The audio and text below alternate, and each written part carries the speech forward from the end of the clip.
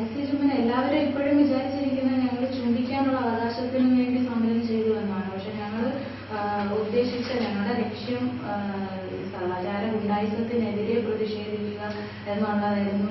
അപ്പോൾ ഇപ്പോഴും തെറ്റിദ്ധാരണയുണ്ട് എല്ലാവർക്കും ചുംബിക്കാനുള്ള അവകാശത്തിനാണെന്ന്. ഒരിക്കലുമല്ല.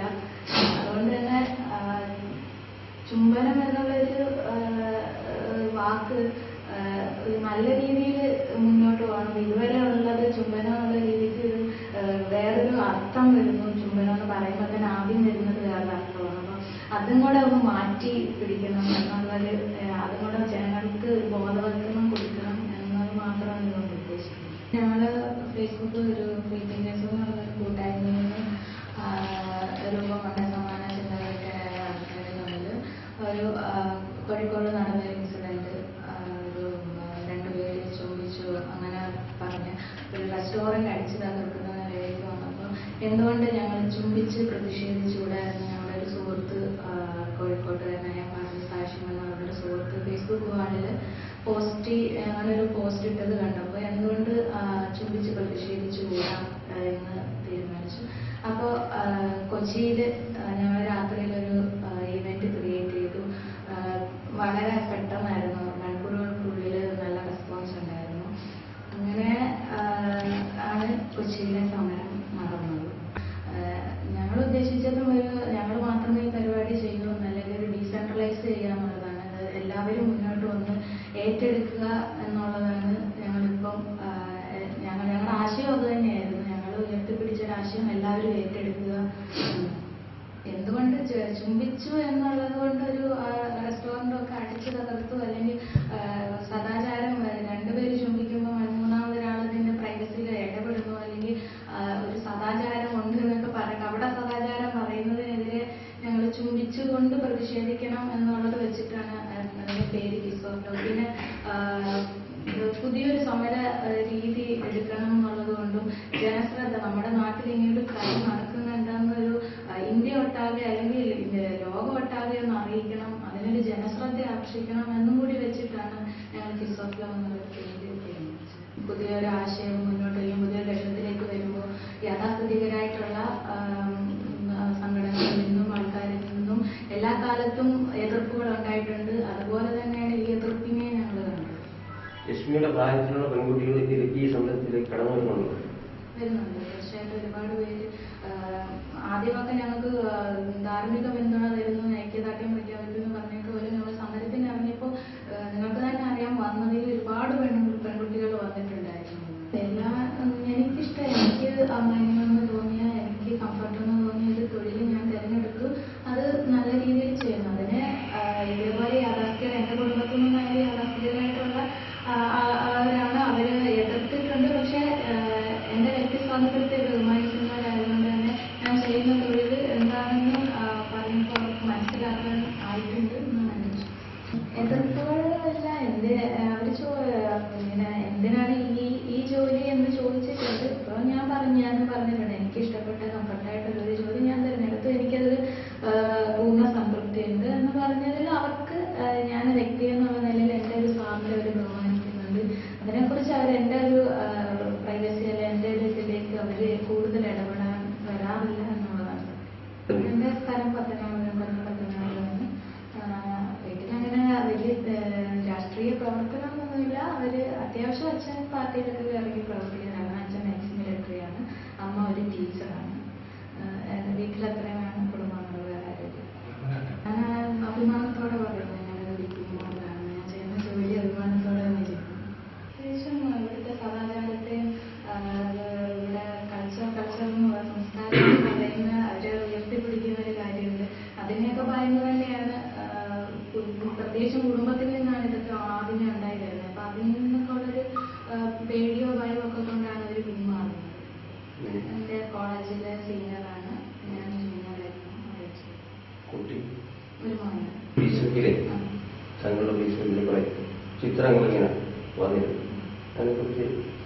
അത് ഞാൻ അതിനെതിരെ കംപ്ലൈൻറ്റ് കൊടുക്കുന്നു. കാരണം അത് റൈറ്റ്സ് ഉള്ള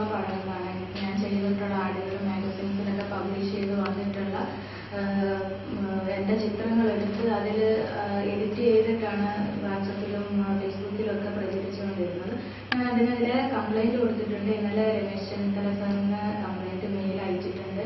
അപ്പൊ അത് അവിടെ ചെന്നു എന്നുള്ളതിന് എനിക്ക് റിപ്ലൈ വന്നിട്ടുണ്ട്. പക്ഷെ അതിനുള്ള നടപടികൾ എന്താണ് അതിന് ഒന്നും ഇതുവരെ പ്രതികരിച്ചിട്ടില്ല. കോഴിക്കോട് ഞങ്ങൾ പറഞ്ഞു ഡീസെൻട്രലൈസ് ചെയ്തു. ഇപ്പൊ ഓരോ സംഘടനകൾ ഏറ്റെടുത്ത് ചെയ്യാൻ തുടങ്ങി. ഞങ്ങൾ പുറത്തുനിന്നില്ല, ഞങ്ങളതിൽ പങ്കെടുക്കുന്നുണ്ട്, എല്ലാ പിന്തുണയും കൊടുക്കുന്നുണ്ട്. പക്ഷെ ഞങ്ങളല്ല അത് കോർഡിനേറ്റ് ചെയ്യുന്നത്. ഒരുപാട് അഭിനന്ദിച്ചുകൊണ്ട് ഒരുപാട് ഇനി എങ്ങനെ ചെയ്യണം എന്നൊക്കെ ഒരുപാട് ഐഡിയാസ് പറഞ്ഞുകൊണ്ടും ഒക്കെ ഒരുപാട് കോഴ്സും നല്ല റിപ്ലൈകൾ തന്നെയായിരുന്നു. ഞങ്ങൾ മുന്നോട്ട് വെച്ച ആശയങ്ങൾ വലിയ ലക്ഷ്യത്തിലേക്കാണ് ഞങ്ങൾ ഒരു സ്റ്റെപ്പിംഗ് സ്റ്റോൺ ആയിരുന്നു തുടങ്ങിയത്. അപ്പോൾ എല്ലാവരും ഇതിനെതിരെ പ്രതികരിക്കണം എന്ന് ആഗ്രഹമുള്ളവരും എല്ലാവരും ഇത് ഏറ്റെടുക്കണം, ജനകീയമായിട്ട് എല്ലാവരും മുന്നോട്ട് വന്ന് നടത്തണം. അങ്ങനെയാണ് ഞങ്ങളുടെ ഒരു ആശയം മുന്നോട്ട് വെച്ചാൽ എല്ലാവരും ഏറ്റെടുത്ത് നടത്തണം. ഹസ്ബൻഡ് എടുത്തത് ഞങ്ങൾ നമ്മളൊരു ഫേസ്ബുക്ക് വഴി ആഹ്വാനം ചെയ്ത് എല്ലാവരെയും ക്ഷണിച്ചുകൊണ്ട് ചെയ്ത ഒരു സമരമാണ്. അപ്പൊ അതിൽ ആർക്ക് വേണമെങ്കിലും ഞങ്ങൾക്ക് പിന്തുണ ഐക്യദാർഢ്യം അതിൽ വന്ന് പങ്കെടുക്കാം. അപ്പോൾ സ്വാഭാവികമായിട്ട് ഞങ്ങളെ അറസ്റ്റ് ചെയ്തുകൊണ്ട് പോകുമ്പോൾ അതിൽ കുറച്ച് മാവോയിസ്റ്റ് ബന്ധമുണ്ട് എന്ന് പറയുന്നു ആരോപിക്കും കുറച്ച് ആൾക്കാരുണ്ടായിരുന്നു. ഒരിക്കലും അതിൽ നുഴഞ്ഞു കയറിയെന്നോ ഹൈജാക്ക് എന്നൊക്കെയാണ് പുറമേ പറയുന്നെങ്കിലും അവര് ഉയർത്തിപ്പോഴും അവർക്ക് ഒരുപാട് സമര ആശയങ്ങളുണ്ട്. പക്ഷെ ഞങ്ങളെ പിന്തുണച്ചത് കൊണ്ട് ഞങ്ങൾ അവരുടെ എല്ലാ ആശയങ്ങളോടും യോജിക്കുന്നു എന്നില്ല. പക്ഷെ ഞങ്ങളെ പിന്തുണച്ച എല്ലാവരും അവരെ ഉപദ്രവിക്കുകയുണ്ടായി, അവർക്ക് ഒരുപാട് എന്തൊക്കെ നഷ്ടങ്ങൾ ഉണ്ടായി എന്ന് പറയുന്നു. അതിലൊക്കെ ഞങ്ങൾക്ക് വിഷമമുണ്ട്. പക്ഷെ അവർ ഉയർത്തിപ്പിടിക്കുന്ന ആശയങ്ങൾ ഞങ്ങൾ ഒരുപാട് യോജിക്കുന്നില്ല. എല്ലാവരും അതിനകത്ത് ഒരുപാട് സ്ത്രീ സംഘടനകൾ ഉണ്ടായിരുന്നു, ഒരുപാട് സംഘടനകൾ ഉണ്ടായിരുന്നു. അപ്പൊ അതിലെല്ലാം അവർ പറയുന്ന എല്ലാം ഞങ്ങൾ അംഗീകരിക്കുന്നുണ്ടല്ല അവരുടെ ആശയങ്ങൾ. എന്റെ പേര് ഞങ്ങളായിട്ട് ഒരു ഓർഗനൈസ് ചെയ്ത് നടത്തുന്നതിനെ കുറിച്ച് തീരുമാനിച്ചിട്ടില്ല ഇവിടെ എന്താണെന്നുള്ളത്. ഇപ്പൊ നടക്കുന്നതിനെല്ലാം പിന്തുണ ഞങ്ങൾ പങ്കെടുക്കുന്നുണ്ട്. ബാക്കി കൂടുതലും ഡീസെൻട്രലൈസ് ചെയ്ത് വിട്ടിരിക്കുകയാണ്. ഇപ്പൊ എല്ലാവരും ചെയ്തുകൊണ്ടിരിക്കുകയാണ്. ജനങ്ങളിൽ നിന്നും ഇതുവരെ ഞങ്ങൾ പുറത്തിറങ്ങിയിട്ടൊന്നും മോശമായിട്ട് യാതൊരു അഭിപ്രായമില്ല. ഒരുപാട് പേര് വന്നിട്ട് ചെയ്തത് നല്ല കാര്യമാണ്, നന്നായിട്ടുണ്ട്. അവർക്കൊന്നും പുറത്തേക്ക് ഇറങ്ങി ചെയ്യാൻ പറ്റിയില്ല എന്നുള്ള ഒരു രീതിയിലാണ്. പിന്നെ ഫേസ്ബുക്കുകളിൽ വഴിയും ഒക്കെ ഒരുപാട് ത്രെട്ടനിങ് മെസ്സേജസ് വരുന്നുണ്ട്. നല്ല നല്ല നല്ല നല്ല രീതിയിൽ നല്ല ലാംഗ്വേജിൽ വരുന്നുണ്ട്. പക്ഷെ ആ എതിർപ്പുകളാണ് ഞങ്ങളുടെ വിജയമെന്ന് ഞങ്ങൾ തീർച്ചയായിട്ടും വിചാരിക്കും. പെൺകുട്ടികളെന്ന് പറയുന്നത് ഒരു ഉപകരണമാണ്. അല്ലെങ്കിൽ ഞങ്ങൾ ഒരുപാട് പേര് ഇതിനകത്ത് ചോദിച്ചാണ് എൻ്റെ അമ്മയും പെങ്ങളെയൊക്കെ കൊണ്ടുവരുമോ. അപ്പൊ അവരുടെ ഒരു വിചാരം അമ്മയും പെങ്ങളും അവര് പറഞ്ഞാൽ മാത്രമേ ഒരാളെ ചുംബിക്കാൻ പാടുള്ളൂ, അവർക്ക് വ്യക്തി സ്വാതന്ത്ര്യമില്ല. അപ്പോൾ അമ്മയ്ക്കും പെങ്ങൾക്കും ഒരാളെ ചുംബിക്കണം, അല്ലെങ്കിൽ അവർക്ക് എന്തെങ്കിലും വേണം ചെയ്യണം എന്നുണ്ടെങ്കിൽ അത് അവർക്ക് വ്യക്തി സ്വാതന്ത്ര്യമുണ്ട്.